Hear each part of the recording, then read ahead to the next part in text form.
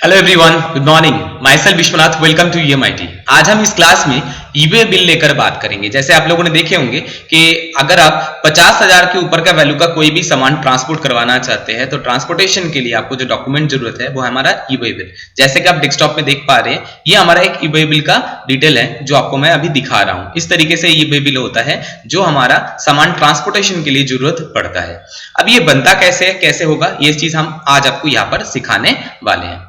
सबसे पहले समझ लीजिए, 50,000 से ऊपर का सामान अगर आप ट्रांसफर करते हैं तो आपको ट्रांसपोर्टेशन के लिए ईबे बिल कंपलसरी है, चाहिए ही चाहिए। अगर नहीं हुआ, ईबे बिल में कोई गलती हुआ तो सबके लिए आपको पेनल्टी भुगतना पड़ेगा इक्वल्स टू टैक्स अमाउंट। ये बात आप ध्यान रखिए, ठीक है। ये 10,000 रुपीज। और दूसरी बात ये है, कुछ जगह ऐसा भी है जैसे हैंडक्राफ्ट वगैरह या फिर आपका जो आपका कंसाइनमेंट के बोल रहा हूँ, अगर आपका कोई हैंडक्राफ्ट सामान है ना, या फिर आपका कोई जॉब प्रोसेस का कोई आइटम है तो उनके केस में ईबे बिल कंपलसरी होता है। चाहे 50,000 से कम है तब भी आपको जनरेट करना पड़ेगा। कुछ एग्जेम्प्टेड नोटिफाइड गुड्स है, उसके लिए आपको ईबे बिल की जरूरत नहीं पड़ता, जैसे कि खाद्य सामग्री वगैरह हो जाता है। तो नॉर्मली क्या होता है, बाकी सब जगह पर अगर 50,000 से ऊपर है तो आपको ईबे बिल कंपलसरी जनरेट करना पड़ेगा। अगर ईबे बिल की बात करूं तो अगर आप किसी रजिस्टर्ड पर्सन को सामान बेच रहे हैं तब भी जरूरत है, अगर किसी अनरजिस्टर्ड पर्सन को बेच रहे हैं तब भी आपका जरूरी है। एक्सपोर्ट के लिए आप सामान भेजना चाहते हैं तो भी आपका ईबे बिल जरूरी है, ये बात आप ध्यान रखिएगा। और दूसरी बात, 100 किलोमीटर ट्रांसपोर्टेशन के लिए आपको एक दिन का समय मिलता है। वहीं पर अगर ओवर डायमेंशन कार्गो होता है तो उसके लिए 20 किलोमीटर के लिए एक दिन का आपको समय मिलता है ईबे बिल के अंदर। तो ये किलोमीटर बेस्ड है, जितना किलोमीटर होगा उसके ऊपर बेस करके आपको ईबे बिल का वैलिडिटी आपका चेक किया जाता है कि कितना दिन तक वो वैलिड रहता है। एक बार अगर ईबे बिल जनरेट हो गया, अगर उसमें कुछ मॉडिफिकेशन है, चेंज करना है तो वो पॉसिबल नहीं है, उसको आप डिलीट कर दीजिए, यानी कैंसिल कर दीजिए। कैंसिल करके आप नया ईबे बिल जनरेट कर लीजिए जो आपका मॉडिफिकेशन था न्यू चेंजेस के साथ, क्योंकि एग्जिस्टिंग ईबे बिल में कोई चेंजेस नहीं होता, ये बात आप समझ लीजिए, ठीक है। नेक्स्ट बात जो मैं आपको सबसे इंपॉर्टेंट बताना चाहता हूं कि ईबे बिल के लिए आपको सबसे पहले ईबे बिल पोर्टल में आपको रजिस्ट्रेशन करना पड़ेगा। अगर आपके पास रजिस्ट्रेशन है तो रजिस्ट्रेशन मतलब नॉर्मली एक वही आपका जीएसटी नंबर के द्वारा ही आपका रजिस्ट्रेशन हो जाता है यहाँ पर। फिर आप पोर्टल को एक्सेस कर पाएंगे और पोर्टल एक्सेस करने के बाद आप आराम से कभी भी किसी भी ईबे बिल को आप जनरेट कर सकते हैं बिल के ऊपर बेस करके। अब मैं आपको ले चलता हूँ ईबे बिल पोर्टल की तरफ। ये देखिए, ईबे बिल पोर्टल कुछ इस तरीके से देखने में है। अगर आपको ये भी नहीं पता कि किस तरीके से इसको खोलना है तो मैं आपको ये बता दूं, बंद कर दीजिए। आपके पास जो भी ब्राउजर है, पहले ब्राउजर को आप ओपन कीजिए। ओपन करके सीधा ही एड्रेस बार में आप लिख दीजिए ईबे बिल लॉगिन। जैसे मैंने यहाँ पर लिख दिया, लिख के एंटर कर दिया तो देखिए ईबे बिल का साइट यहाँ पर ओपन हो जाएगा, जिसका ईबे बिल का साइट का जो एड्रेस है वो है eobil.nic.in। इसके ऊपर क्लिक करेंगे तो ईबे बिल का साइट ओपन हो जाएगा, लॉगिन विंडो आपके सामने आ जाएगा। या तो आप यहाँ से भी कर सकते हैं, या तो आप चाहे तो जीएसटी के साइट से भी ईबे बिल को एक्सेस कर सकते हैं। जैसे मैंने लिख दिया जीएसटी के साइट में, जीएसटी लॉगिन में चला जाता हूं, मैं जीएसटी पोर्टल को ओपन कर लेता हूं। ये मेरा जीएसटी का होम पेज है होता है, ये आपने देखे ही होंगे gst.gov.in। ये जीएसटी का आपका होम स्क्रीन है। इस होम स्क्रीन से आप सीधा ईबे बिल के पोर्टल में जा सकते हैं। यहां से ईबे बिल में जाने के लिए आप चले जाइए सर्विसेज। सर्विसेज से आ जाइए कहां पर, ईबे बिल सिस्टम।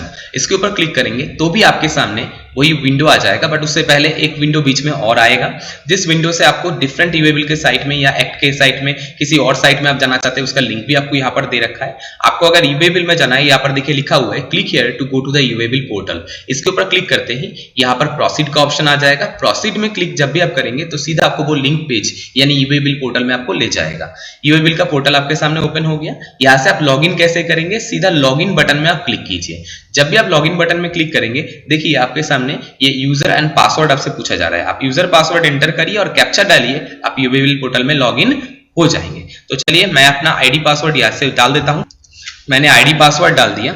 अब यहाँ पर जो कैप्चा डाला हुआ है वो मैं एंटर कर रहा हूं।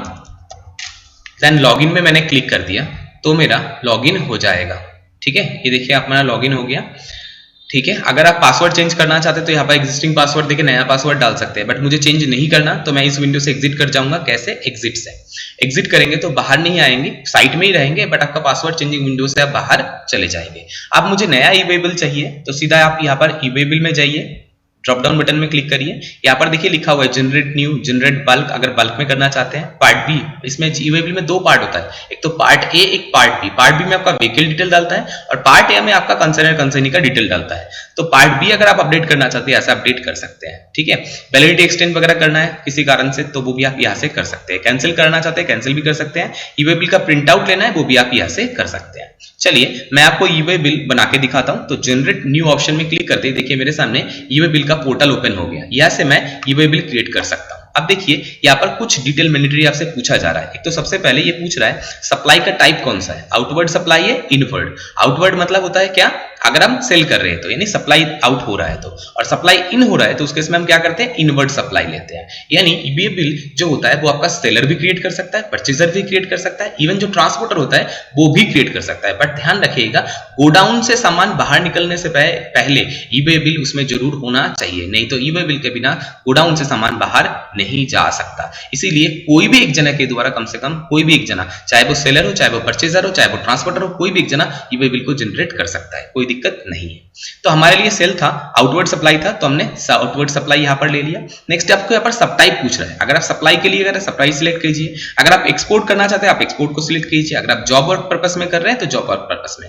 एसकेडी अगर आप लेना चाहते हैं तो यहाँ पर ले सकते हैं। रिसिपिएंट नॉट नोन, ये तब होता है जब आपको पता नहीं है कि रिसिपिएंट कौन होगा। एक्चुअल जो परचेजर है अगर पता नहीं है, जैसे बहुत बार होता है ना, सामान जो है आप चालान बेस पे आप भेज देते हैं और जो परचेजर है वो सामान देख के पसंद करेगा कि हाँ वो लेना चाहते हैं या नहीं लेना चाहता। अगर ले गया तो उसके नाम पे बिल हुआ, नहीं हुआ तो नहीं हो पाया ना। तो इसी कारण से जहां पर आपका रिसिपिएंट नहीं पता है आपको, तो उस केस में आप रिसिपिएंट नॉट नोन बोल के भी डाल सकते हैं। खुद के यूज के लिए, एग्जीबिशन फेयर, लाइन सेल या अदर पर्पस के लिए यहाँ पर आपको यहाँ पर दे रखा है कि आप कौन सी मोड यहाँ पर ले सकते हैं। थोड़ा सा छोटा कर लेते हैं तो आपको ये पूरा व्यू आपको दिखना स्टार्ट हो जाएगा। नेक्स्ट आप यहाँ पर आ जाइए डॉक्यूमेंट टाइप। मैंने यहाँ पर पहले तो आउटवर्ड ले लिया और मेरा सब टाइप मैंने यहाँ पर सप्लाई को सिलेक्ट कर लिया। देखिए सप्लाई सिलेक्ट करते यहाँ पर पूछ रहा है बिल ऑफ सप्लाई के ऊपर या टैक्स इनवॉइस के ऊपर। मैंने बोला टैक्स इनवॉइस के ऊपर। तो यहाँ पर पूछ रहा है बिल नंबर क्या है, तो मैं मेरा बिल नंबर ओपन कर लेता हूँ और देख लेता हूँ मेरा ये बिल का मतलब सेल बिल का नंबर क्या है। देखिए आपको दिखा रहा है 289 बिल नंबर है, तो मैंने यहाँ पर भी लिख दिया 289। कौन सी रेट का है, 4/7 ऑटोमेटिकली आज का रेट ले रखा है, तो आज का रेट आप लेके चलिए जो आपका यहाँ पर है। देखिए दिख रहा है। ट्रांजैक्शन टाइप हमने रेगुलर डाल दिए। नेक्स्ट यहाँ पर बोल रखा है बिल फ्रॉम। बिल फ्रॉम मतलब कौन भेज रहा है सामान को, उनका डिटेल यहाँ पर। तो कौन सामान को भेज रहा है, सिरटेक इंडिया, इसलिए उनका नाम डिटेल ऑटोमेटिक आ रखा है और इन्हीं के पोर्टल से मैंने लॉगिन किया है तो इनका डिटेल ऑटोमेटिक आ जाएगा, आपको इनका डिटेल डालने की जरूरत नहीं है। जिनको हम सामान भेजना चाहते हैं उनका डिटेल हम यहाँ पर डालेंगे, बिल 2 में उनका डिटेल डालेंगे। और इसमें भी अगर आप कोई रजिस्टर्ड पर्सन को भेज रहे हैं, सिर्फ हम उनका जीएसटी नंबर डालिए, बाकी डिटेल ऑटोमेटिक आ जाएगा। अगर कोई रजिस्टर्ड परचेज पर्सन नहीं है, वो अनरजिस्टर्ड पर्सन है, तो उस केस में यहाँ पर लिख दीजिए यूआरपी, अनरजिस्टर्ड पर्सन। ध्यान रहे ये चीज आपको डालना पड़ेगा। और यूआरपी डालने के बाद आपको नाम धाम डिटेल, आपको एड्रेस यहाँ पर डालना पड़ेगा। और अगर आप रजिस्टर्ड पर्सन को बेच रहे हैं तो आप सिर्फ जीएसटी नंबर डाल दीजिए पार्टी का। जैसे मैं आपको देख के यहाँ पर जीएसटी नंबर एंटर कर देता हूं। देखिए मैंने जीएसटी नंबर एंटर कर दिया तो पार्टी का डिटेल ऑटोमेटिक आ गया। देखिए सब कुछ ऑटोमेटिक ले लिया, आपको कोई चीज डालने की जरूरत नहीं पड़ा। यही फायदा है ईबे बिल पोर्टल का सबसे बड़ी। अब यहाँ पर पूछ रहा है प्रोडक्ट नेम, क्या सामान बेचा जा रहा है, मैं सामान का डिटेल डाल देता हूं।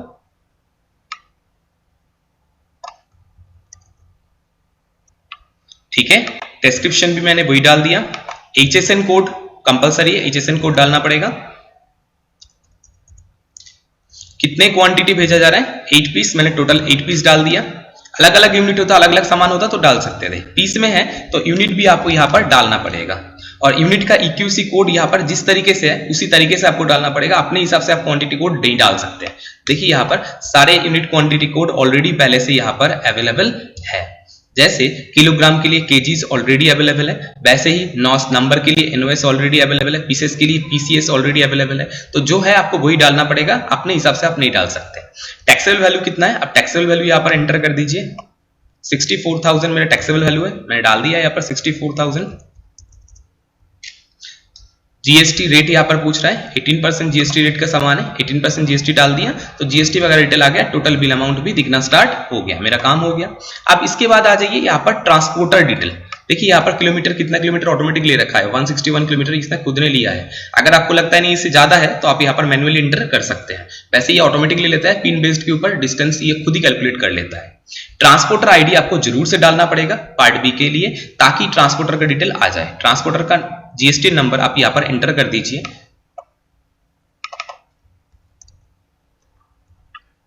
ये ट्रांसपोर्टर का जीएसटी नंबर डालते ही देखिए बाकी डिटेल ऑटोमेटिक आ गया। Mode of transport road transport है, व्हीकल नंबर हमें डालने की जरूरत नहीं है, बाद में पार्ट बी में अपडेट कर दिया जाएगा, है ना। बस ये मेरा क्रिएट हो गया। अब मैं इसको सबमिट करना चाहता हूं। आप प्रीव्यू देखना चाहते हो तो प्रीव्यू में क्लिक करके आप प्रीव्यू भी देख सकते हो। जैसे मैं आपको प्रीव्यू दिखाना चाहता हूं, ये देखिए ये हमारा प्रीव्यू बन गया, ठीक है। और मैं आपको सबमिट करके दिखाता हूं। पहले सबमिट कर दिया मैंने, ओके कर दिया, देखिए ओके कर दिया, सबमिट हो गया, ठीक है। ये मेरा ई-वे बिल क्रिएट हो गया, ठीक है। अब इसको मुझे अगर किसी को सॉफ्ट कॉपी में भेजना है, जैसे प्रिंट आउट लेना तो सीधा प्रिंट में क्लिक करके आप प्रिंट ले लीजिए, बट किसी को सॉफ्ट कॉपी में भेजना है हार्ड कॉपी की जगह पर, तो प्रिंट में क्लिक कीजिए। जब भी प्रिंट में क्लिक करेंगे आपका प्रिंटर डिटेल आपसे पूछा जाएगा। ये देखिए आप किससे प्रिंट लेना चाहते हैं, तो यहां पर हम प्रिंटर की जगह पर हम यहां पर सेव एज पीडीएफ फॉर्म कर लेंगे सॉफ्ट कॉपी के लिए। सेव एज पीडीएफ करने के बाद आप सेव में क्लिक कीजिए। देखिए आपको पूछ रहा है कहां पर सेव करना है, मैंने डेस्कटॉप में सेव कर लिया और इसका नाम दे देता हूं ई-वे बिल सीटेक, ठीक है। और इसको सेव में क्लिक कर दिया तो ये मेरा सेव हो जाएगा, ठीक है। एग्जिट कर देते हैं, अब मेरा इसका काम हो गया। इसको लॉग आउट कर देते हैं हम, यहां से बंद कर दीजिए, ये भी बंद कर दिया मैंने।